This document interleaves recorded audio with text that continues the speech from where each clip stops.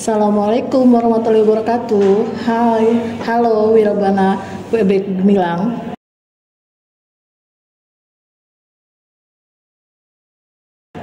Apa kabar semuanya? Selamat pagi. Bertemu dengan saya Rini Hadi Astuti yang mengajar mapel IPA di SMP Wirabuana. Pada kesempatan kali ini saya akan menyampaikan materi tentang ekologi. Ekologi itu sendiri berasal dari bahasa Yunani yang berarti oikos dan juga logos. Oikos itu sendiri adalah yang berarti rumah atau tempat hidup, dan logos itu adalah ilmu.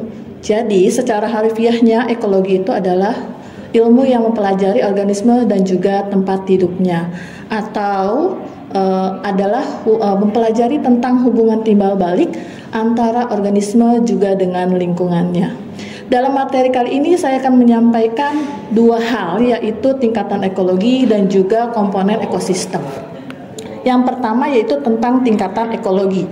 Tingkatan ekologi itu sendiri terdiri dari beberapa hal, yaitu terdiri dari 5, yaitu ada yang termasuk dalam individu, populasi, ekosistem, komunitas, dan juga biosfer. Yang pertama adalah makhluk hidup berdasarkan tingkat organismenya atau organisasinya. Ada habitat yang merupakan tempat makhluk hidup itu tinggal. Selanjutnya adalah individu, yaitu satuan tunggal atau makhluk hidup tunggal yang menyusun suatu ekosistem. Yang ketiga adalah populasi. Populasi itu sendiri adalah kumpulan makhluk hidup yang sejenis yang menempati suatu daerah tertentu.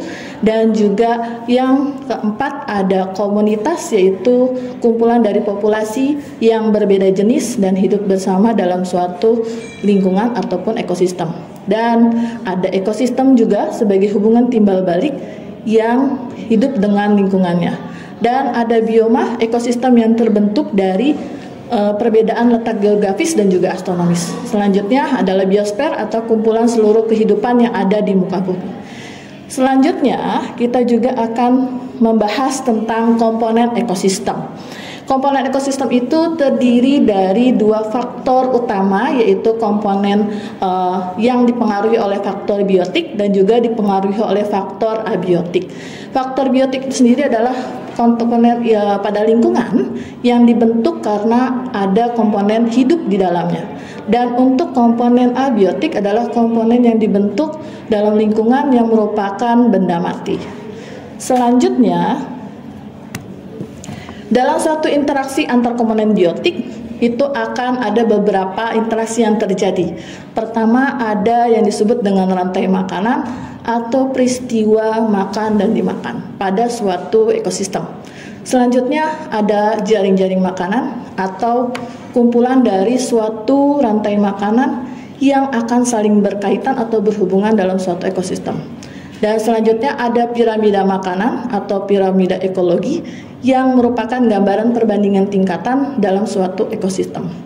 Dan yang terakhir adalah arus energi, perpindahan energi yang ada dari tempat tinggi ke tempat yang rendah, dimulai dari matahari, produsen, dan juga konsumen hingga pengurai.